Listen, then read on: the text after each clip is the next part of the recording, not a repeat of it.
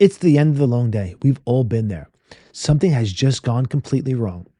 A deal collapsed, an agent gave notice, a problem landed on your desk that needs to be answered right then and there. At least so you think. People are waiting on you, and you can feel it.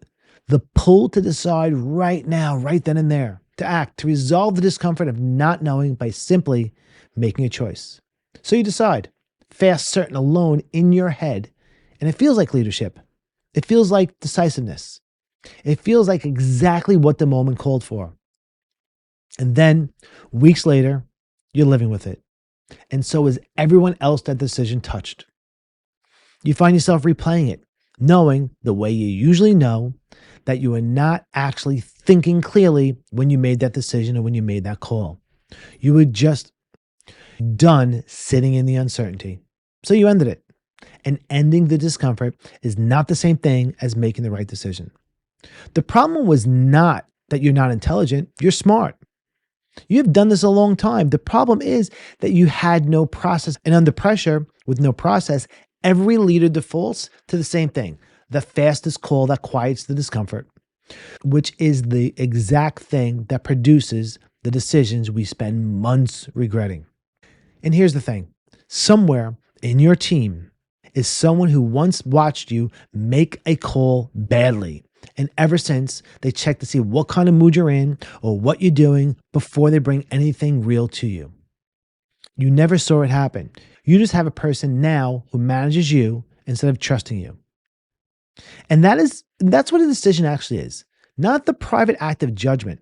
It's a signal that your team reads to size up whether your judgment is sound, whether the next call that actually affects them will be a good decision or a bad decision.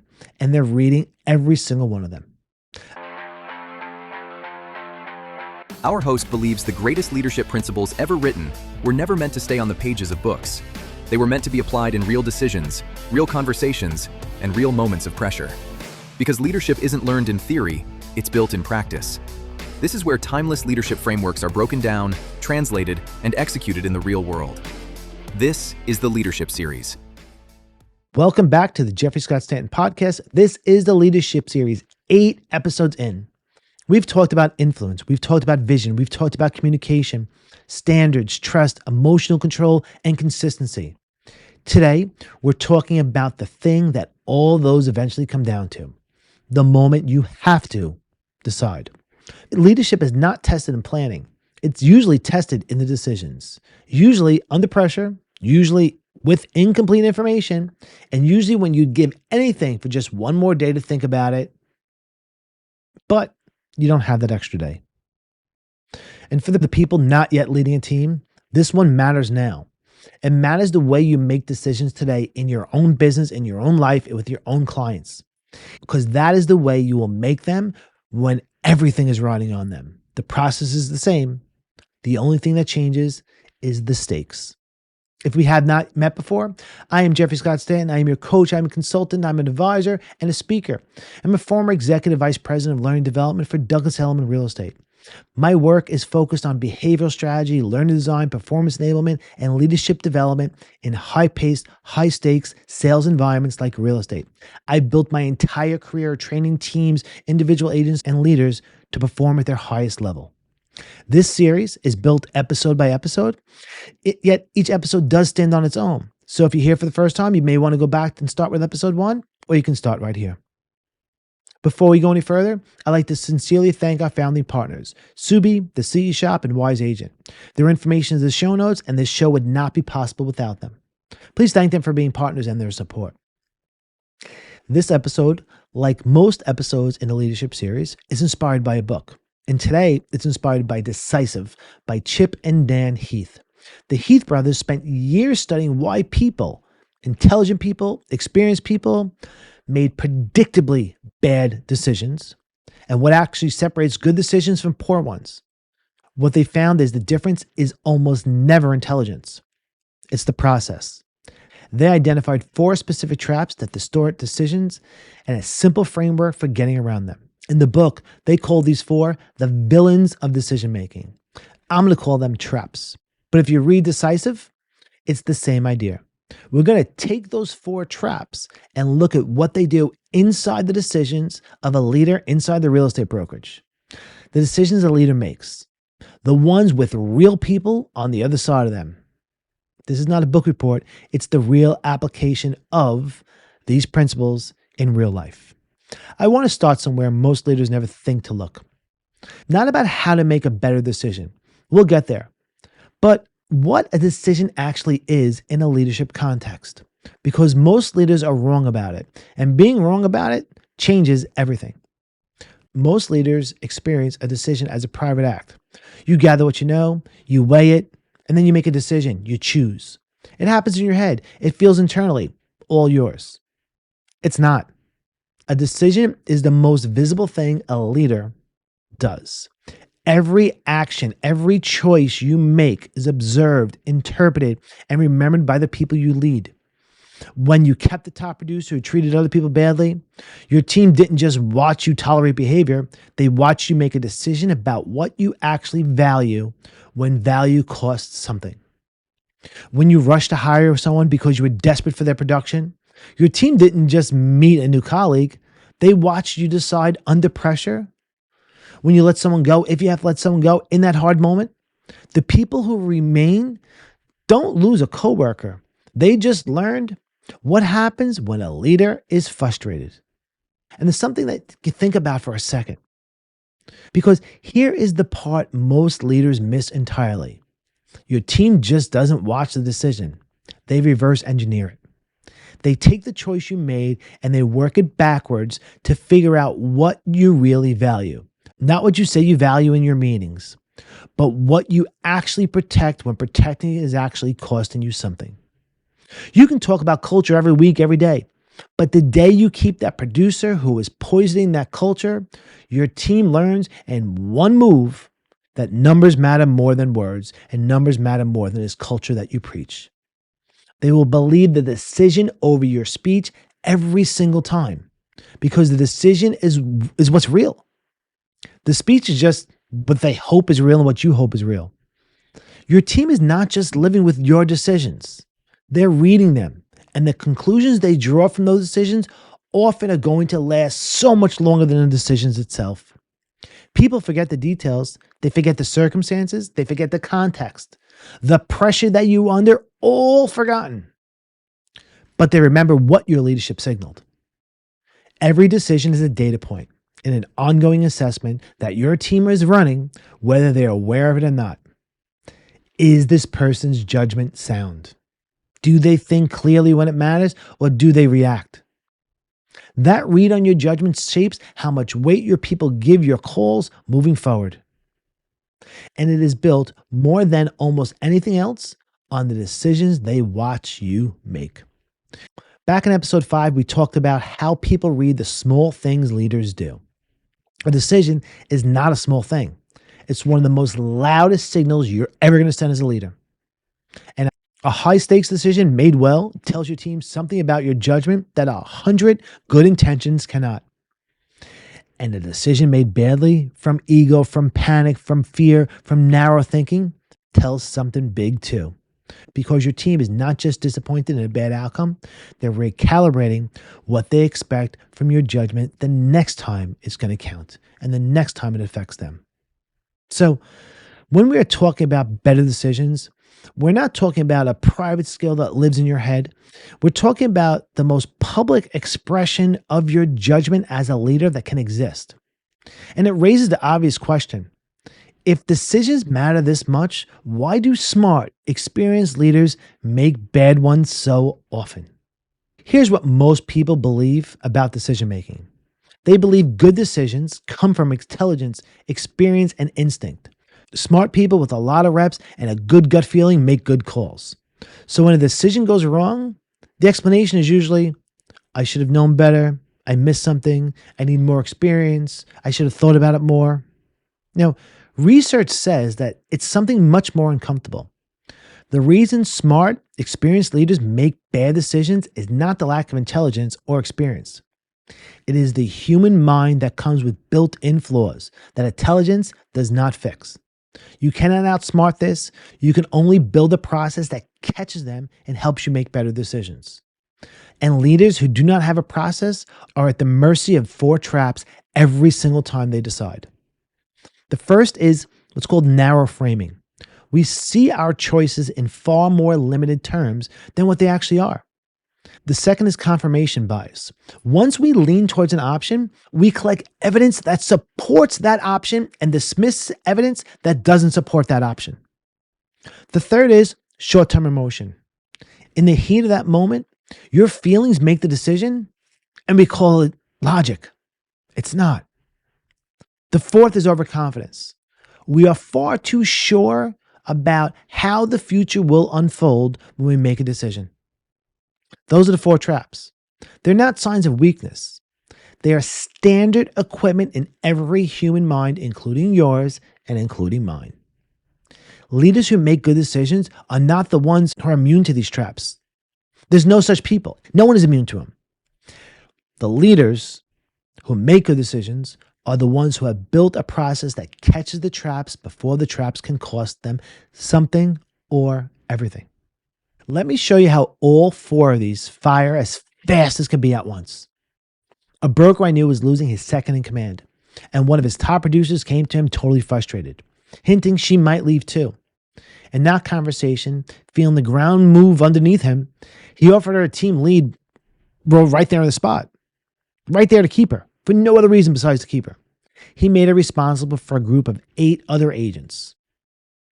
This is what happened in his head. He framed it as binary. Promote her now or lose her. That's narrow framing. He focused on how good of a producer she was and let that stand in for whether she could actually lead other people or not. 2 completely different things. It's confirmation bias. He wanted to resolve a fear in that moment because making the offer felt better than sitting there with the worry that she'd walk next door. Short-term emotion. And he was certain she would grow into this position. No honest look at whether she had ever shown any interest in being a leader or adapting to leadership. That's overconfidence in your decision. 4 traps, 1 conversation, 1 promotion he could not quietly or easily take back. Within a few months, it was clear she was a great producer, but struggling as a leader. Those 2 things have nothing to do with each other. Producing and leading, 2 separate skill sets. The agents under her grew frustrated. She was short with them. She had no patience for developing anyone. And her own production slipped because she was stretched into a role that she really never wanted, but sounded good at the time. The whole team felt it. And now the broker was stuck with a harder decision created entirely by the first one.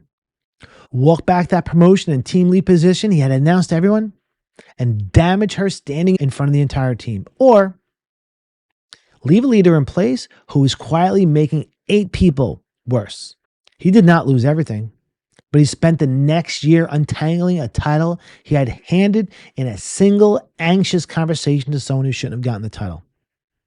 Not because she was a bad agent, because he said yes fast, certain, and alone, before he had done a single thing to find out whether she thought she should even lead.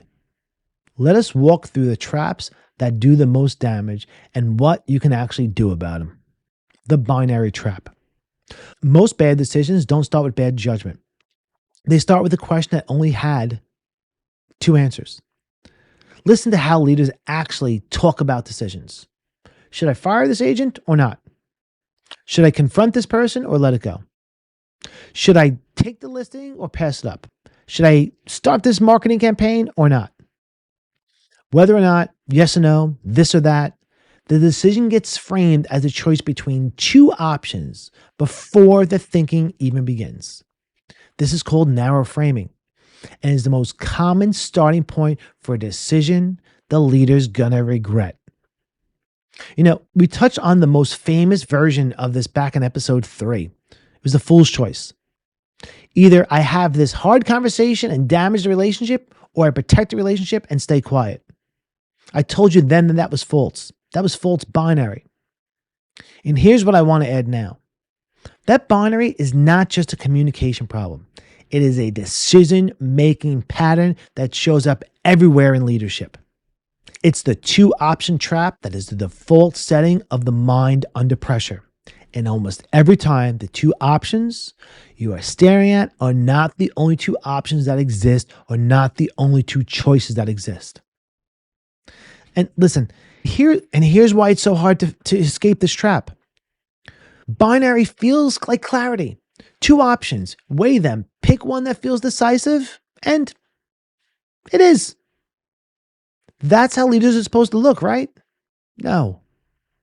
Generating more options feels like opposite. It feels like you're stalling, like you cannot make up your mind. So under pressure, when you most want to look like you're in control and in command, your mind narrows into two choices precisely because two choices feel like leadership. The irony of this is brutal. The thing that makes you feel decisive in the moment is the thing that produces the decision that you are gonna regret every single time. Real decisiveness is not picking fast between two options. It's refusing to accept that there are only two options. There's always more. The Heaths in their book offer a test that I find very useful. It's called the Vanishing options test. Imagine you cannot choose either one of those options currently in front of you. These are the two options. You can't choose either one. Both are gone. Now, what would you do? The moment you ask that question, the mind is forced to generate options it had stopped looking for. Should I fire this agent or not becomes, what would I do if firing them and keeping them were both off the table? And suddenly, there's another answer. Maybe it's a direct development conversation with a clear timeline, a change in their role, a change in their team, a defined a trial structure with an explicit agreed upon expectations, a different structure entirely than they were. None of these existed when the question was just whether or not to keep them. Let me make this real. A team leader I worked with for a while was certain that she had to let go of one of her agents. Absolutely, Jeff, I have to let them go. This agent was producing well, but creating friction with everyone around him. The decision had collapsed into these two choices, or two options, or so she thought. Keep him and keep losing the people around him, or cut him and lose his production. She was generally stuck because both options cost her something that she couldn't afford. So when I asked her that vanishing question, if you cannot do either one of those two things, what would you do? She sat there with it. And then she said something she had not considered once in 3 months of agonizing thought about this. She could restructure how he worked so he almost had no collaborative touch points with the people he was alienating. Give him a lane he was actually good in and remove him from situations where he did damage. It wasn't a compromise. It was a third option. And this third option had been invisible the entire time because she had framed the decision as binary, a this or that. She kept the production. She stopped the bleeding. And the option had been there all along. She just could not see it from the inside. Whether or not, should I do this or should I do that? The next time you hear yourself frame a decision as whether or not, just stop. That phrase is a signal that the trap has already closed. Ask what would you do if neither of those options were available? The answer is often the decision you are actually supposed to make. The next trap is the most dangerous one. Certainty, because it does not feel like a trap. It feels like it creates clarity. And this is how it works. Once you have a preference, once part of you has already decided, your mind quietly shifts from evaluating to justifying. You start noticing the information that supports what you already want and discounting the information that doesn't. This is confirmation bias. And it pairs with something we spent an entire episode on, episode 6. We talked about the hook. The moment emotion takes the wheel and a response runs automatically. Cognitive fusion, where thought becomes so fused with reality that it stops feeling like a thought and starts becoming the truth. That's exactly what happens in high-stake decisions. The emotion of the moment, the urgency, the frustration, the fear of losing something generates a preference. And that preference hardens into certainty, and that certainty feels like clarity. But it's not clarity. Certainty is not the same as clarity. And under pressure, they feel identical. This is the decision made the day you found out that an agent of yours was talking to a competitor. The decision made in the meeting where someone challenged you in front of the room. The decision made at night as a deal was falling apart and you needed to do something. The emotion was real. The pressure was real. And the decision came out of something that felt completely justified in the moment. But you looked at it very differently a week later. There's two moves for this, two things you can do, and they work together. The first is to reality test your assumptions. Actively go looking for information that would prove you wrong. Not for information that confirms you. You're going to find that automatically. Information that proves you wrong. Ask this. What would have to be true for the opposite choice that you want to make to be the right one? If you cannot find a single piece of disconfirming evidence, it's not a sign you're right. It's a sign that you've stopped looking. It's confirmation bias. The second move is to obtain distance. The Heaths in their book offer a simple tool called 10-10-10. Before you make a decision, ask, how will I feel about the decision in 10 minutes from now? How will I feel about this in 10 months from now? And how will I feel about this in 10 years from now? The short-term emotion is screaming right now, gets very quiet at the 10-month mark. And the decision that felt urgent and obvious that you had to do in the heat of the moment often looks reckless 10 months out. For any decision you can sleep on it. There's an overnight rule, and the overnight rule exists because the version of you that decides at 9 p.m. after a hard day at work and the version of you that decides at 9 a.m. after a restful night and some coffee is not the same decision maker. It's not the same decision. And the people affected by that decision deserve the second, calmer one. You're listening to the Leadership Series on the Jeffrey Scott Stanton podcast, where leadership principles are broken down and applied in the real world. I want to take a moment to recognize and thank one of our founding partners, the CE Shop. If you believe growth never stops, and I know you do because you're here listening to this, then investing in your education should feel like a step forward, not a chore. The CE Shop provides online real estate education designed to fit your schedule and keep your career moving. Pre-licensing, post-licensing, continuing education. All that is built so you can learn on your own terms at your own time. Visit theceshop.com. Link is in the show notes. Tell them J Squared Podcast Productions sent you. I'll give you a version of this that I watched closely. A manager became convinced that one of her best agents was getting ready to leave for a competition. She had seen the signs. She said lower energy, fewer hours in the office, missed team meetings, missed appointments. And she heard that that competitor was running a heavy recruiting campaign against her and her brokerage. She had already decided that this agent was halfway out the door. So she decided to pull back, quietly start protecting the team against his departure.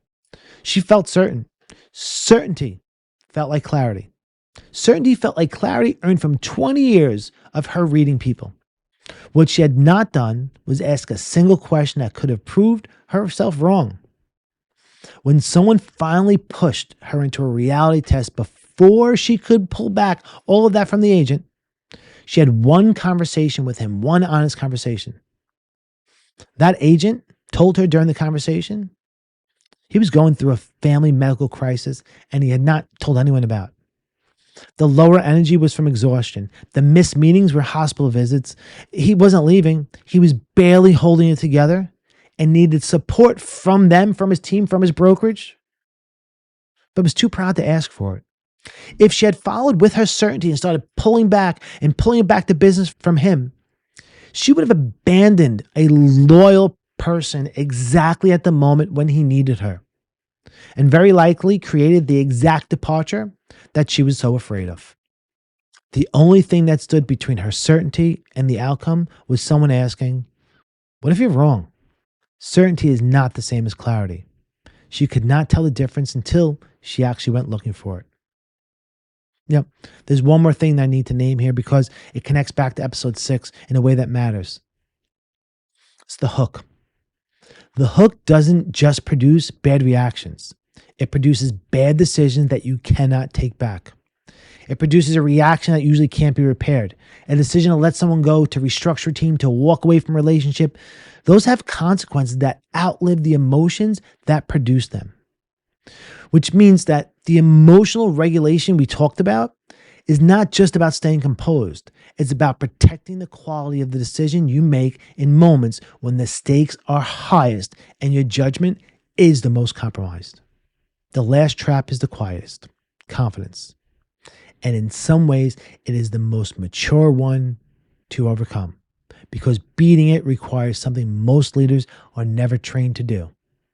Something all of us are never trained to do. Plan to be wrong. Here's the trap. When we make a decision, we commit fully to one version of how the future will unfold. We picture the hire working out. We picture the restructuring landing well. We picture the acquisition being phenomenal. We picture the difficult agent responding to a conversation the way we hope. And then we build no protection at all against possibly being wrong. This is overconfidence. Not arrogance, just the normal human tendency to be far more certain about the future than the future actually justifies. The leaders who decide best do something counterintuitive. They make the decision and simply prepare to be wrong. Not because they lack confidence, not because they lack conviction, because they understand that conviction and humility are not opposites. You can fully commit to a decision while building in protection against the chance that it does not go the way you expect. Now, here are two practical tools. First is the pre-mortem. Before finalizing any significant decision, imagine it is 6 months from now, and that decision failed badly. Then ask, what went wrong? This is different from listing risks. It's a mental trick. It gives you permission to see the weakness you are motivated to ignore when you are excited about a choice. Teams that run pre-mortems actually catch problems that confident decision makers will miss every single time. I think about this manager who brought in this charismatic agent. Everyone loved on day one. Everyone loved him. He was so sure that it was going to be a great fit. He built no check system, nothing to catch it in case he was wrong. No review point, nothing. No honest look at the early warning signs. And the early warning signs were there. The other agents felt it within weeks, but there was nothing built into the calendar that forced anyone to say it out loud, that forced the leader to look at it. So by the time it was undeniable, that one hire quietly pushed two of his steadiest people out the door. They didn't make noise either. They just started taking the listings elsewhere. He lost two people that he loved to keep a person he was too confident about.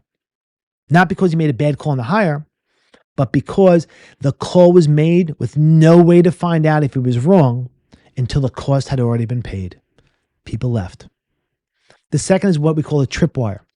When you make a decision, you also decide in advance what signal would tell you it's going to go wrong or it's going wrong. And what you will see when you see it going wrong. If I bring this person in, the tripwire is, if in 90 days they have not done these specific things, we have this specific conversation. That's the tripwire. Without a tripwire, a bad decision can run for years because there's no defined moment that forces you to look at it honestly. This is status quo bias we talked about in previous episodes. It keeps running. The power of a tripwire is that you set it when your judgment is clear, so it can protect you later when your judgment is not. The moment you're excited about this new hire is exactly the moment you cannot see how it might fail. So you don't rely on that future version of yourself to notice it.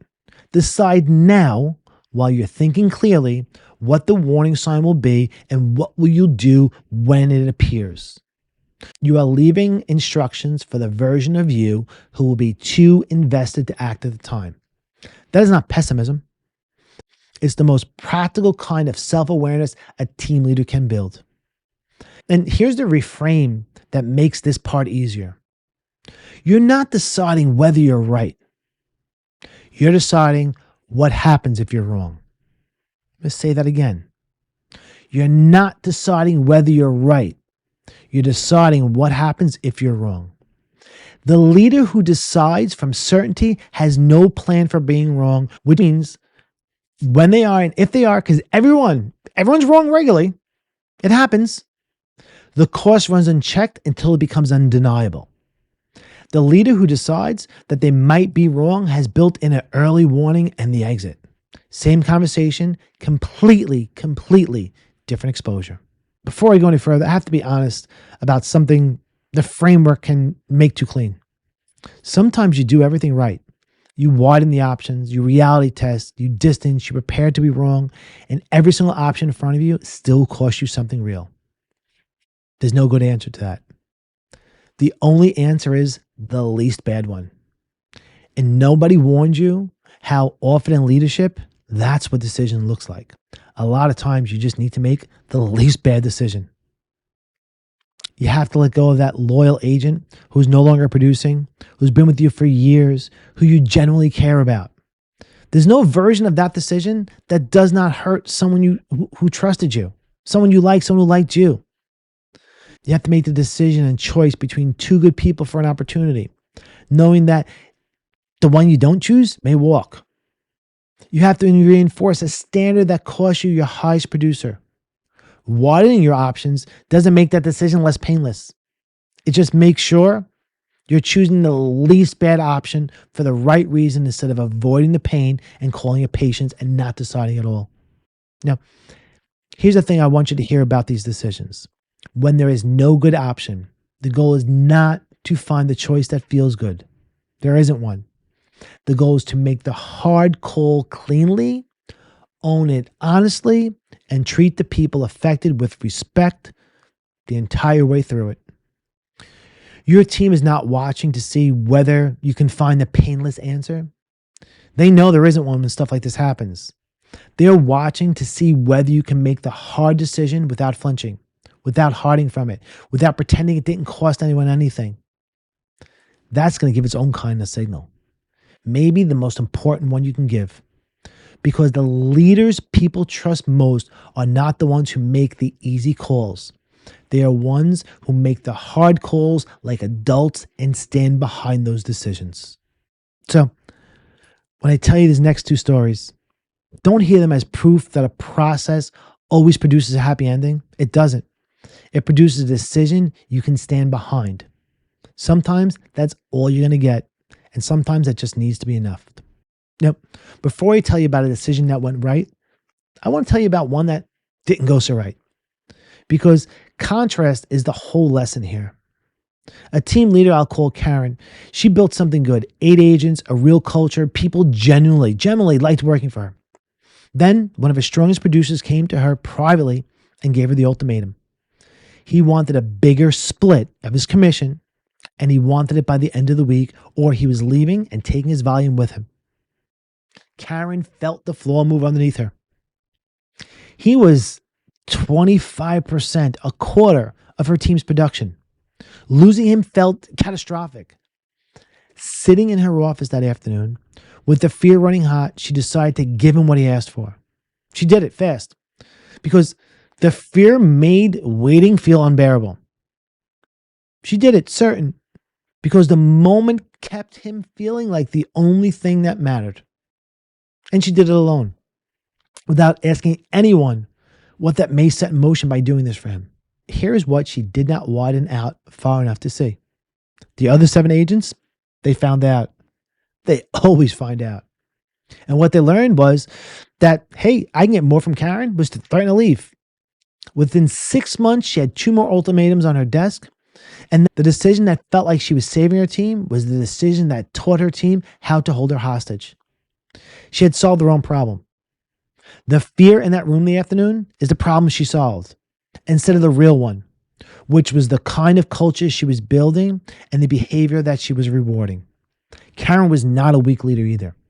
She was a smart one, having a scared moment with no process to protect her from it. She decided. It cost her. Now, let me show you another version of this. A leader we'll call Paul. Paul ran a growing team. He had an opportunity to land in his lap that on paper looked like the best decision he could make all year. A high-producing agent from another brokerage wanted to come over and bring a small team with him to join. The numbers were significant. It was good timing. And Paul wanted it badly enough that he had, without quite realizing it, already decided to do it. The only thing left was to confirm what he believed. Everything in him was in that certainty trap. He was gathering information, but he was gathering information that supported his decision. The production history, the market reputation, the growth it would unlock. Every data point that confirmed the decision he already made, he absorbed. Every small hesitation, every vague answer about whether they were really leaving to come there, a couple of pointed questions he chose not to ask that he set aside. He wasn't evaluating those. He was justifying his decision because it felt like certainty. What slowed him down was a conversation he had with someone he trusted. And they asked him this simple question. Not, should you do this? The question was, what would have to be true for this to be the worst decision you make this year? It's a great question. What would have to be true for this to be the worst decision you make this year? Paul didn't have an answer ready, which told him something. He never once seriously considered the downside. So he sat with it, and when he generally looked at the things he had been setting aside, his pattern started to line up. The vague reason for leaving, the team that followed this person from brokerage to brokerage a little too often. The reputation was strong in production, but quiet on everything else. So Paul did two things. He reality tested. He made a couple of calls he had been avoiding. He called the people who had worked with his agent before. And the picture that came back was the real one. The production was real. So was the pattern of leaving a team worse than what they found it. Leaving the brokerage worse than what they found it. So he set a tripwire. He didn't abandon the opportunity. He reconstructed the offer with a defined trial structure and specific, explicit expectations with the real review point at the 90-day mark and a clear understanding what would happen if these expectations were not met.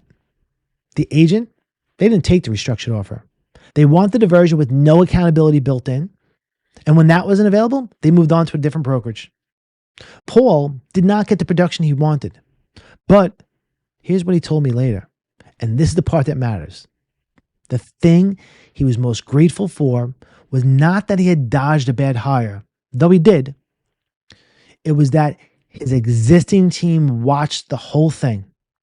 They had seen him want something so badly, slow down, ask hard questions, and make a disciplined call instead of a desperate one.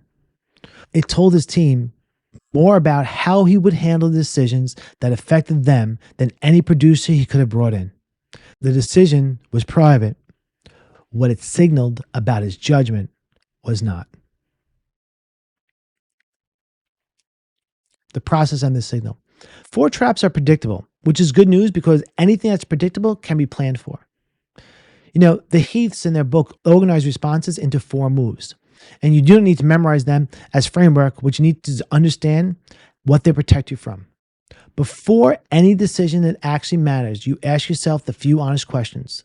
Am I only seeing 2 options here? Or have I stopped looking for others? Am I actually weighing these options, or have I already decided and I'm collecting reasons to do it?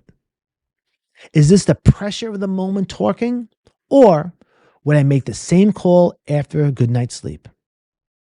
And if I turned out to be all wrong about all of this, what's it going to cost me?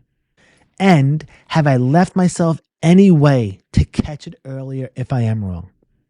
That's the whole thing. 4 questions. You don't need to memorize them as a framework. You need to be the kind of leader who actually stops and asks them when everything in you wants to decide and move on.